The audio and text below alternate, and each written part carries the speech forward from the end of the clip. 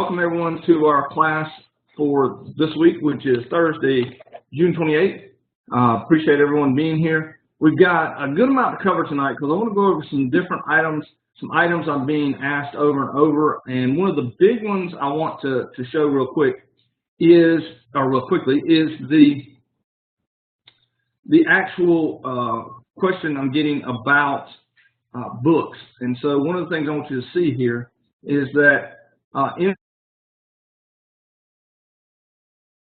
in the module, the books are pretty much already out except for the companion guide. So the operations course booklet and the lab manual. Now, I don't require my students to have those because, especially the lab manual, because they can just print out the files or bring them down as Word documents and use them. The big thing about that, though, is I know some places do require them so that they can grade the lab manuals directly. So just be aware that those are there and books are available. The other items I've been asked are, what books do I require? And one of the things that I actually try to do is use a certification guide. So just be aware of that, things there that's going out. If you're an instructor, you get a 70% discount if you make 75 or higher on the finals. And if you're an instructor trainer, in other words, you're ITQ qualified, you get an 80% discount on both exams if you make a 75 or higher. Students get a 60%. So it's pretty much in line with what we've done before. Any questions on that? I'm going to pull out the chat so I can see that, or you can, when I change screens, my audio is dropping out. Greg, that happened last week. Hopefully it will work a little better if I stay on one particular screen. Is there any other questions about books that you would like me to answer? Okay. Is it a little better now, folks? Greg, is that a little better? Now I'm on one screen and not going anywhere? Okay. Now, the other question this week, I did get the NetLabs labs loaded.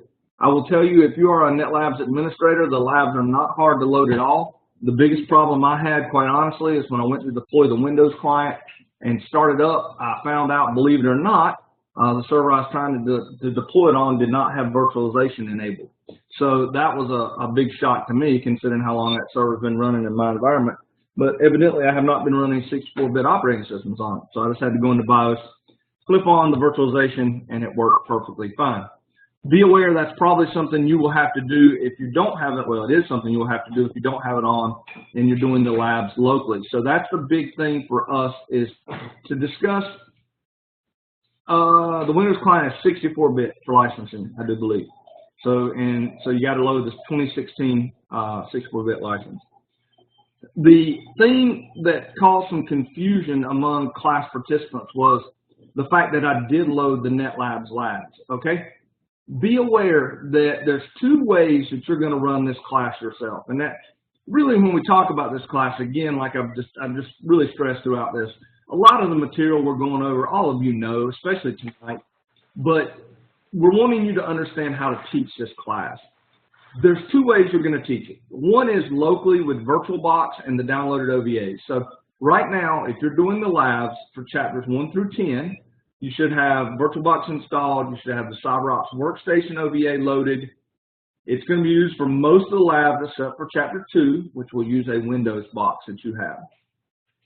If that's how you're going to run it in your environment at your school, then I want you to do the labs that way. Okay? That's fine. I want that you should run it and go through this course the way that you're going to actually do the class at your school. However, if you have a NetLabs system, if you're going to use NetLabs, if you're even curious about NetLabs, because one of the things I'm working on is a project that would provide NetLabs access to schools for a fee based upon their students, and trying to make it reasonable and make it where you can log in and students can have access. But if you're interested, I've given everyone in the class access to netlabs.stanley.edu. You do not have to do the labs both locally and on NetLabs. You pick one or the other, all right? Or if you want, there's no reason you couldn't do a couple labs locally in your environment, and then you want to play around with NetLabs, you go do a couple labs on NetLabs. The beauty of NetLabs is you don't have to have a system that has 12 gigs of RAM on it and the hard drive space and all those things. You don't need that because my servers are taking care of that for you.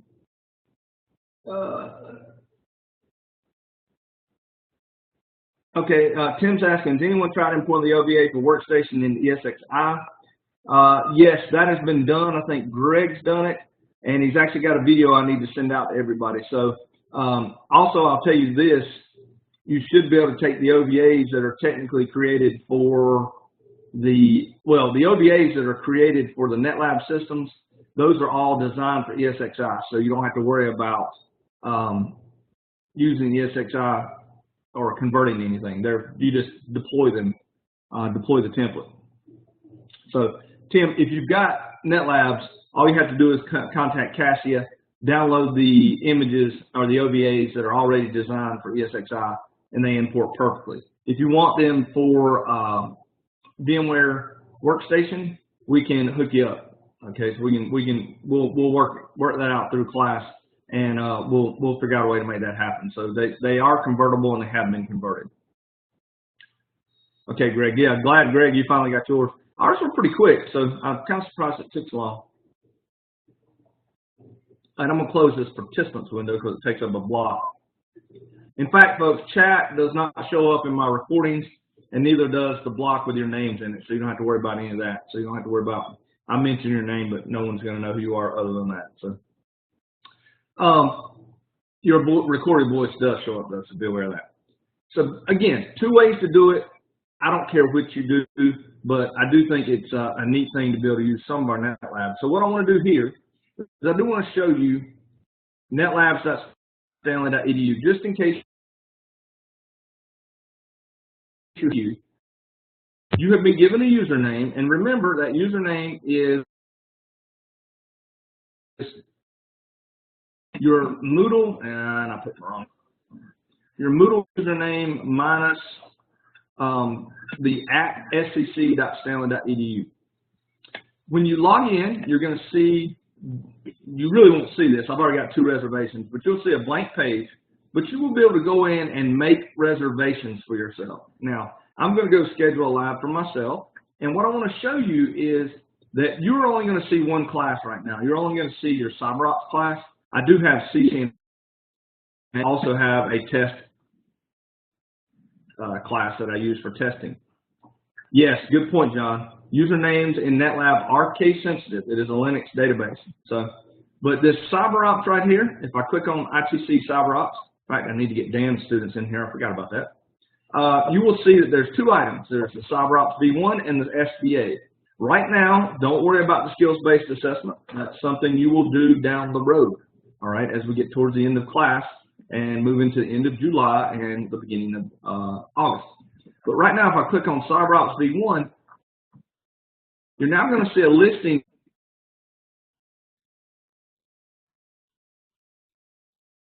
of anything. Let's just grab working with text files in the CLI. Now, notice that one of the things that confuses people, it says 1 hour. Well, that is what you will get if you make no change to the reservation. You'll get 1 hour to work on the lab. For most of these labs, you could probably do them in an hour, but I typically tell people to use a little bit longer than that. So when I click here, now, one of the very confusing things about the new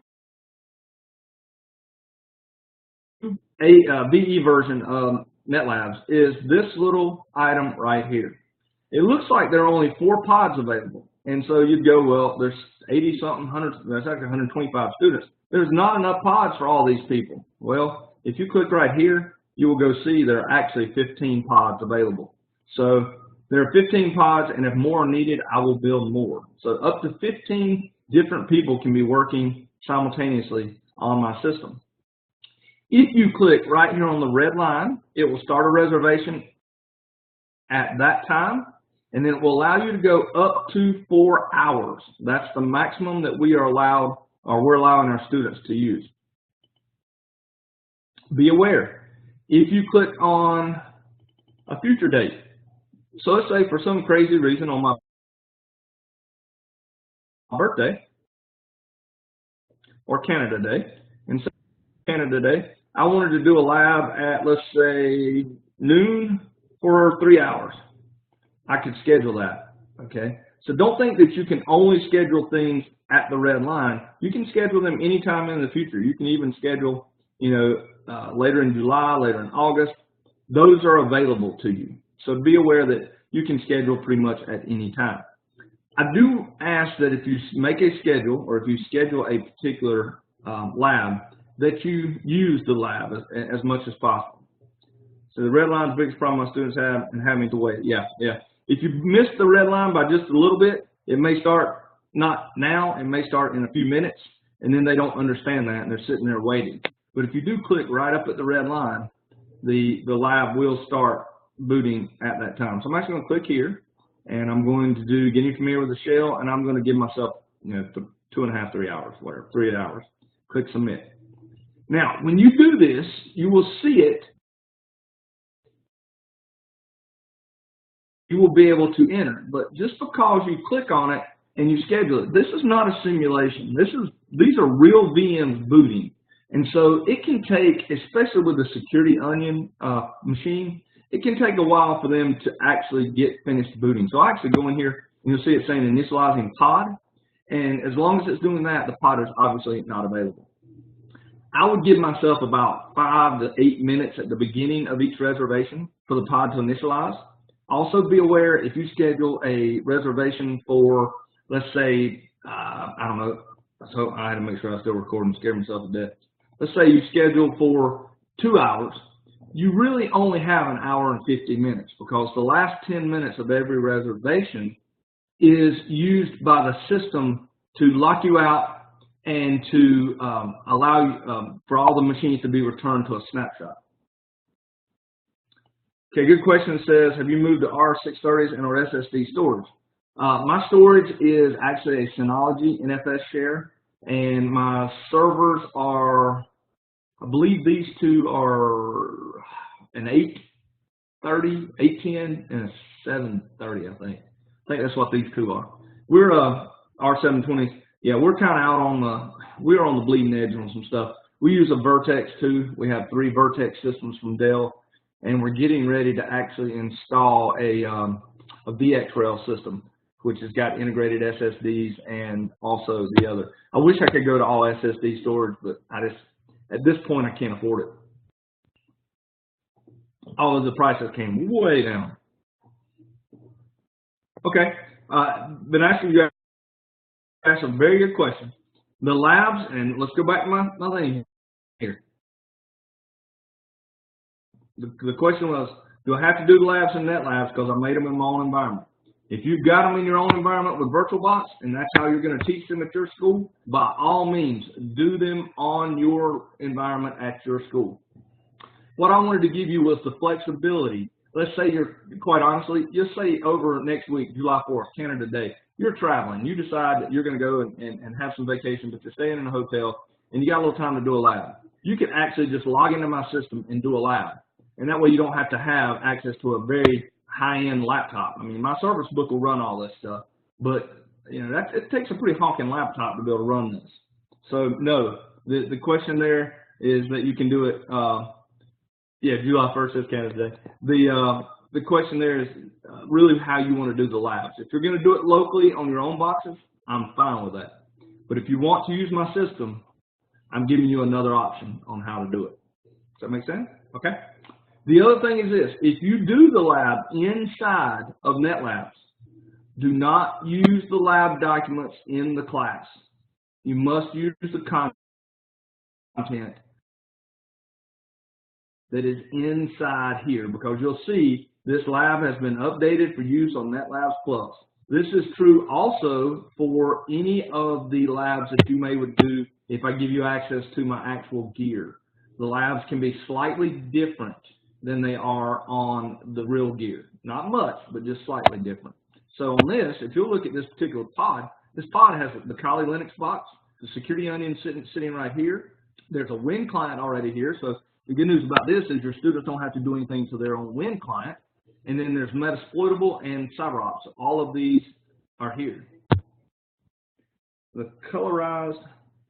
Oh, those are only at this time, Greg. The colorized labs that are made available are only standard. They are not the NetLabs labs. That may change because the person who did those colorized labs are actually getting access to, he is actually getting access for students to my system, so I'll be giving them that.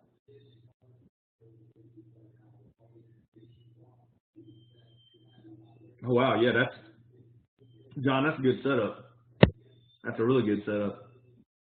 You got 10 gig backbone and everything. Most of my stuff is 10 gig, but we went NFS just because we had originally had ISCAs in the Synology. They actually suggested NFS. So, but yeah, that's a good setup. The Win client, here it is. One of the things here I will show you. If you need to send a Control-Alt-Delete, you can go send Control-Alt-Delete, and it will do it for you. Do not forget that, because that is one of the things that trips people up a lot of times. There's another thing I like to do. I actually like to go actual size, because let's say you look at this Cyberops workstation. If you would mute yourself, if you're not muted. Yeah, if you're not muted, please mute yourself.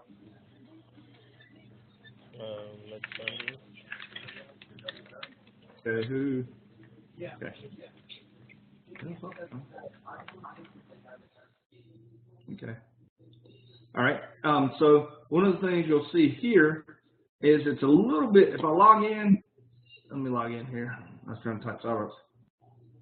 I can't mute everybody. I wish I could. Ray, for whatever reason, this version does not give us that capability. Which is, I wish it did, but it doesn't give me the option. If it did, I would just go in, and normally you have it up at the top where you can mute everybody, but I don't have that option. And I don't know why. So, yes, John, you make a very good point.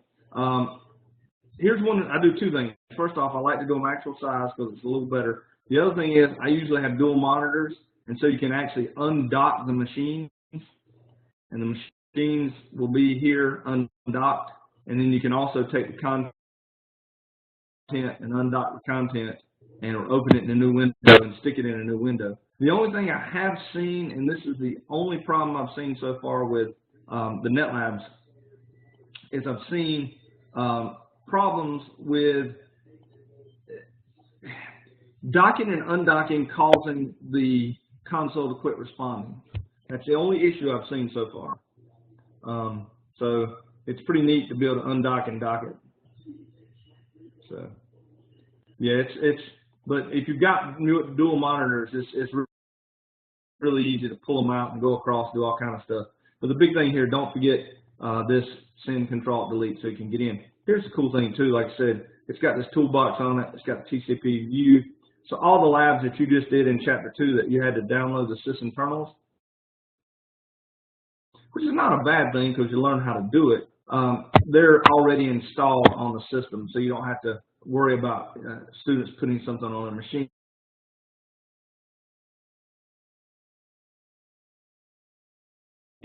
Very well done. I will tell you this, it takes a decent amount of resources, but it is something that is available to you and will be available to you probably a good while after even this class ends. One of my big things is I'd like to leave you access with this in case you need to use it to study for your exams, and it really costs me nothing to leave you access to it. So I'll probably leave access for at least 6 months after the class is over, so that you'll have it. All right. Now, are there any questions about NetLabs and about how I'm asking you to do the labs? Just a real quick, I'm going to pull out the participants. Show of hands, how many of you are going to do the labs locally? So give me a hand, just the little hand icon at the bottom.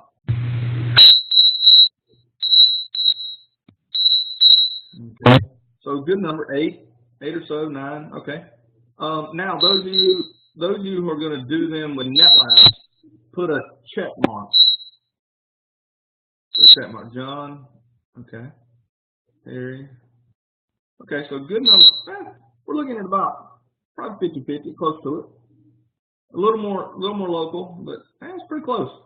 All right, let me ask you this: everybody, uncheck and how about this? All of you that were going to do them locally, if you have the opportunity to have access to it remotely, would you rather do that, or would you rather? Okay.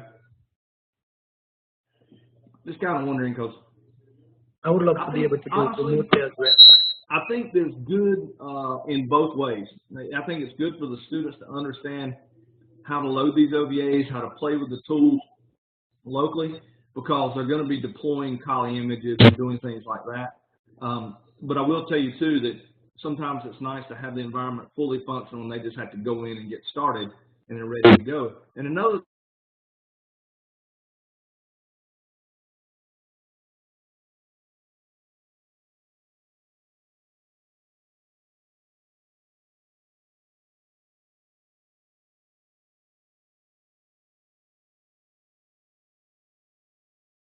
thing, and so it gets down to getting the content. So, but any other questions about NetLabs before we move on? Okay, good question. The question from John is: you always have to reserve a time slot to use the NDG NetLab? Yes. My netlabs.stanley.edu. If I had no reservations available at this moment, it would just be blank. In fact, let me log in as a different user, and I will show you what it actually. And hopefully no one's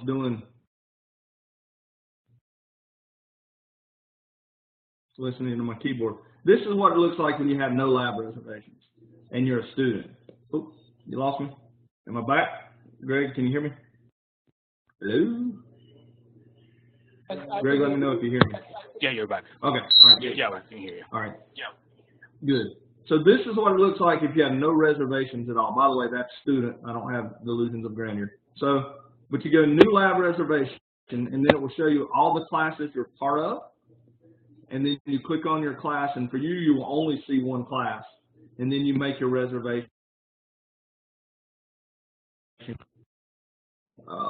Whatever lab you do, and then you pick the particular pod, and you can see that it's, again, remember, click this little button here, because it will show you I've got 15 pods available. So if you have no reservations, then they're not there. Now let me show you, I will show you this. I'm going to do a reservation for in the future, just for 50 minutes. And here's what you'll see when there's a reservation in the future. You'll notice I don't have an Enter Lab button. You will not see that until the time for the lab comes up. Now, not being military myself, the 24-hour clock's a little tough for me.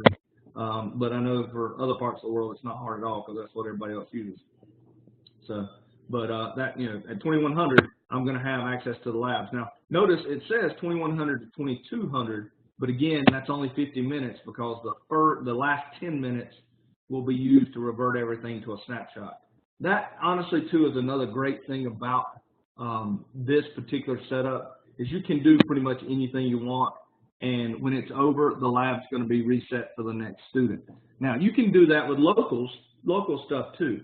The local environment with VirtualBox, you can always, before you start work, take a snapshot, and then, at the end, when you're done, revert to that snapshot. So there's ways to do it there, too. So this is not by any means the only solution on how to do this, but it's a very good way to do it.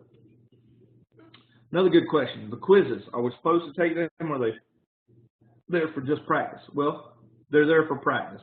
The only thing I absolutely require for you are the chapter exams. So they're definitely they're just for practice. Are you saying that we could choose not to do all the labs for each chapter? The labs themselves, I would like you to do about 80% of the labs for the chapters. That's what I have been telling everybody, is around 80%. I know there are a ton of labs in this particular class, folks. I like for you to do the majority of them for two reasons. One, you get to see what your students are going to see. Two, it helps you prepare for the exams. And you get an idea how much work this is for students. So I believe at least 80% is what I go for. If you don't get all of them done, you're adults. I know that. And yeah, John, you're right. You can change it to a 12-hour clock. I just hadn't done that. In fact, I think. Okay. Does that answer your question? Yes. Okay. Yeah, here's my settings. I think I can change it here. I can do 12-hour clock. I think my time's wrong now. Nope, that's right. So, I'll log back out of this. Chapter exam questions above that too. Travis, I don't understand the question. I want you to take all the chapter exams. Those are not optional, pretty much.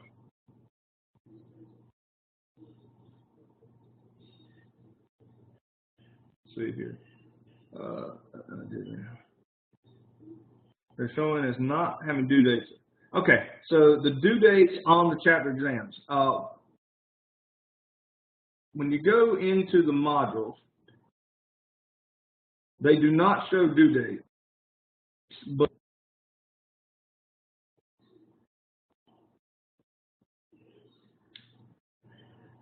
oh, that's the wrong place. Went too far.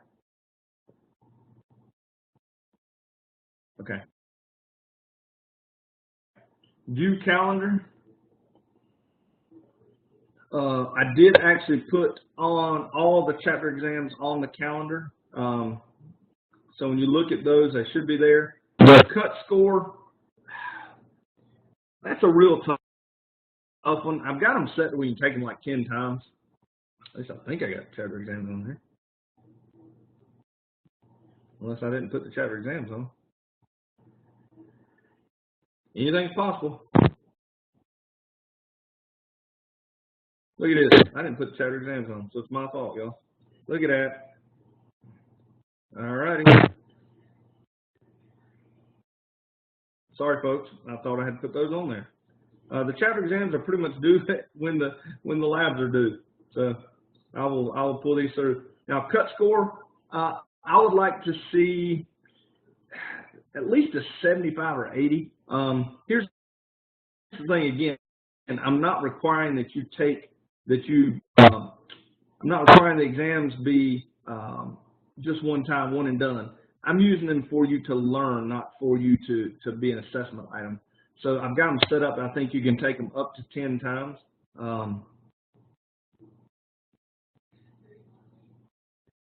Oops, I think I put chapter 5 in the wrong place. Any of you notice that sometimes when you pull stuff out, it won't go the first time? You have to actually pull it twice. I actually just pull it out to like right here, and then drop it, and then move it where I need it.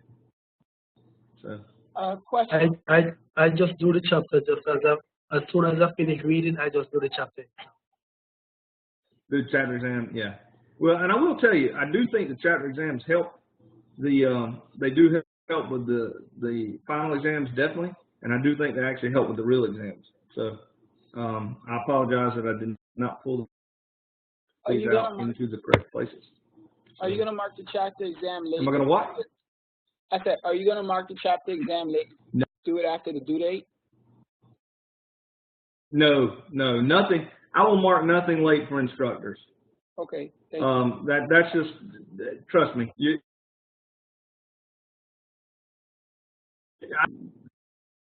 The summer is a tough time, I know. But no, I don't have a problem with that at all. And again, the other thing I want y'all to make sure you know is that even though the class ends on, I think it's what, the 14th, I'm not going to have a heart attack if for some reason you go a little bit past that date. I've always done that with my instructors, and I just try my best to give you leeway because I've been doing this for over 20 years, and I know exactly how things work. So we try to make sure something's done that there'll be 14 things get in the way, and it's like I always said, when your boss comes in and says you got a minute, it doesn't matter what exam you've got ready or due for me, you're going to go talk to them first. And I understand that. That's correct. And that's how it is with my job. Yeah, it is. You know what? They pay your salary, so I understand that. Can you go back over the red line you were referring to in the past? No, you cannot go into the past. Oh, you want me to go back over it? Okay, yeah. Right. Because I didn't get, I think Right, I missed something in that explanation that you were explaining about that red line. Yeah, when I go to schedule a lab, if the red line is the current time. So in other words, like this right here is the current time that it is. So it's 20:35, so it's 8:35, 8:36 is what. So if you click right here, it will start the lab immediately. In other words, it'll start booting the lab. If you want a future reservation, then you do a reservation, and that reservation will be, in the future. Okay. So in fact, let me change my. That's all the red line means is that's when your reservations are. Whether you do it at this moment and it starts the pod. And what really happens that's kind of neat is as soon as the time for the lab to start begins, all the machines begin booting. And you can actually watch them boot if you've got your ESXi vCenter, if you're running vCenter, or if you're running your web client, which I hate. But if you're running the client, you can actually see all these VMs boot, which is kind of neat. Yep. Are the final exams in Netacad or is there some way taken? Okay, the final exam is in Netacad. Okay, so it's a final written exam just like before. There's a written exam and there's gets to that point, and I will give it to you about 2 weeks before the class ends so that you can start working on it. Okay, does that make sense, Travis? And let's see, make sure I didn't miss any other things. PowerPoints don't match up with the host. Yeah, you know how that is, Harry. Some of the PowerPoints are very good. Oh, sorry. There's 2 exams. Greg said it broke up. There's 2 different types of exams. There's the hands-on exams and there's a skills exam. Okay. There's a written exam and a skills exam. The written exam is just like it's a written final that you do in the module. Okay.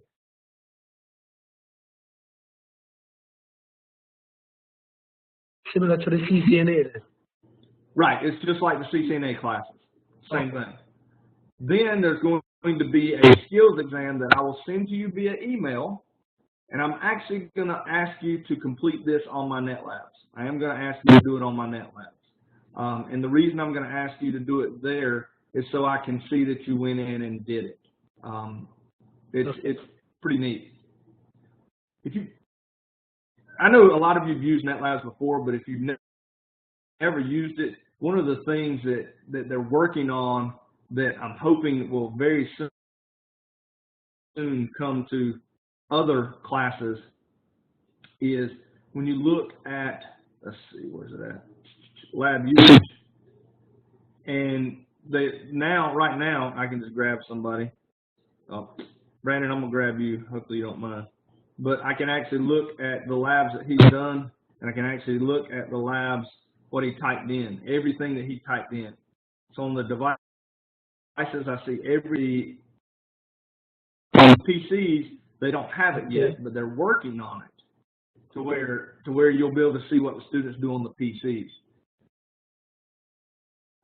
So that's phenomenal for VMware classes and for other classes. So it's that's when they get to where we can actually do this feature, and I think what it's going to do is actually screenshots at an interval that you set. You'll be able to see the students do it. So that's going to be really cool. But I can at least see that you worked in the lab. So it gives me a little bit of a chance to prove that you did quote the skills final. So Andrew's been in here. Andrew's actually done a lab. I'm just going to throw this up real quick, Andrew. But see, you did this lab. Right now, we can't really see anything because there's no gear. But it shows me the hours you were in there. So it gives me an idea that you at least went into the lab and tried. And that's kind of neat. It's neat to be able to have. Okay. Other questions? Beyond Cisco equipment. Yeah, that's going to be awesome when they do that, when we're able to see beyond Cisco equipment. Wow, folks, that took a whole lot longer than I thought, but I'm glad we got through it because I think that does help you understand kind of where we're headed with.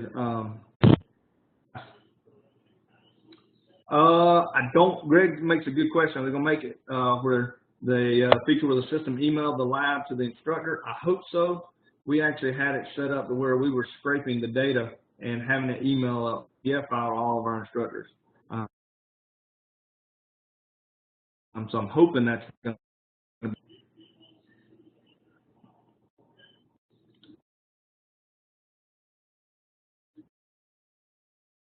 Folks, one of our class here, obviously, and I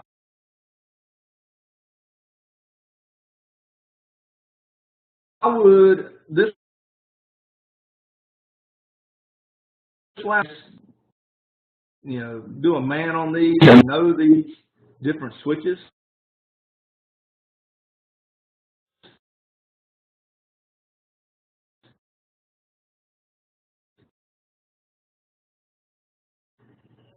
And again, is an interesting class depending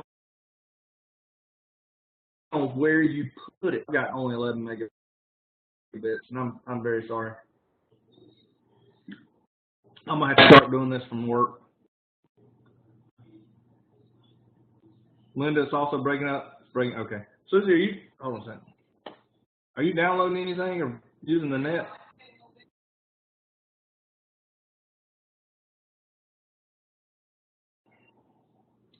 Well, I got bad audio, folks. I'll try to push through them. Then next week. Oh, is it? Okay. Hold on one second. Let me stop sharing.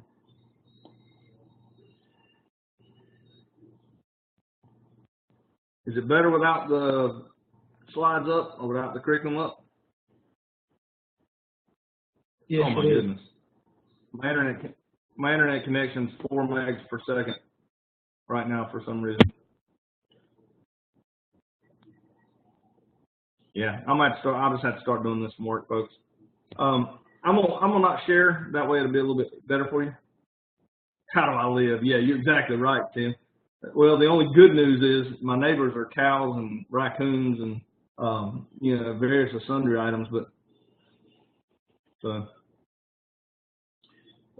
what I'm gonna do is I'm gonna just kind of push through here real quick. Chapter 3. If you've had your students through a Linux Plus class, you're going to be able to blow through Chapter 3, no problem at all. It's simple Linux, nothing to it. It'll be easy. If your students have not had it, you're going to have to spend some time in it, and I'm going to actually suggest if you might want to bring in Linux Essentials or Red Hat RH124 and use it to kind of get them to the point to where they're good. Chapter 4, which is our networking devices or networking chapter. It is 100% CCNA 1, okay? It's pretty much just CCNA 1. If they've had CCNA 1, they will be able to blow through Chapter 4. Chapter 5 is a combination of CCNA 1 and 2 with just a tad of NatPat. So that, again, is not going to be a problem. Chapter 6. Now, 6 is a little bit different because it gets into Security Plus and a little bit above Security Plus. So, Chapter 6 is your what is malware, what are viruses, what are black hats, white hats, etc.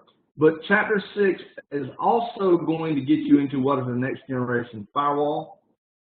What is the difference between a next generation firewall and a standard packet-based firewall? It looks at the, by the way, Chapter 5 has very few labs in it, and Chapter 4 is really not, there's some labs, but they're not hard labs. Chapter 6 is very few labs. That's why I'm kind of blowing through these, because I think, depending on where your students are at, for all of you, I don't see an issue with these at all. And I've got to share, folks, because I need you to see this. Yeah, the labs from Mininet are cool. Yeah, it's different. It is definitely. It's like you're hosting You're hosting virtualized machines inside a virtualized environment, which is really cool.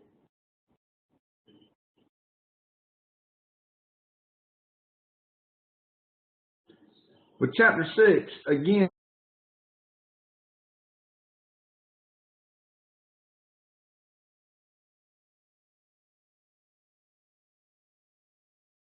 down here, the TCP, NAT, SMTP, all those are things that they know. What are hubs, bridges, protocols? Here's some firewall descriptions here, ACLs. Now, once we get into 6, you're seeing this is security plus information. What are threats, vulnerabilities, and risks? What is a threat actor? Attack tools, different types of malware.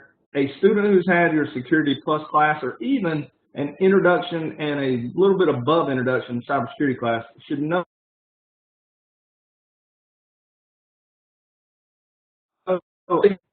What I'm getting at is Chapter 2, 3, 4, 5, and 6 are going to be easy depending upon your student. This all depends upon whether or not your student has had a Windows class, a Linux class, and a Security Plus, or at least a beginning security class. If this class, the Cyber Operations class, is being put into the second year of a 2-year program, or possibly the last semester of a 2-year program, those 3 you're going to really, or even 4 really, you're going to be able to blow through pretty quickly.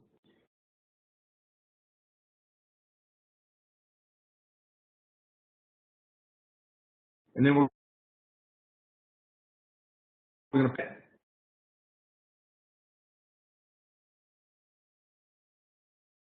taps and maybe span ports they may have not seen, depending on whether or not where they've been. This is just a single slide on NetFlow. Couples of NetFlow, but you don't see in here this particular chapter. It's just what is NetFlow and the basics of NetFlow. Okay, so even Chapter 7 is not going to be a stretch for you. Chapter 8 and on is where we start getting into the meat. Okay. Had another interesting thing, now, and I know that's not right, but I was just pulling it out. Had another interesting thing, an instructor who's using IE and Windows 10 can't get these drag and drops to work. And it's not on a touch screen either. And it was funny because I was like, well, I couldn't get it to work in Chrome with a mouse. So, go figure. All right, we can't get away from Flash and Java soon enough.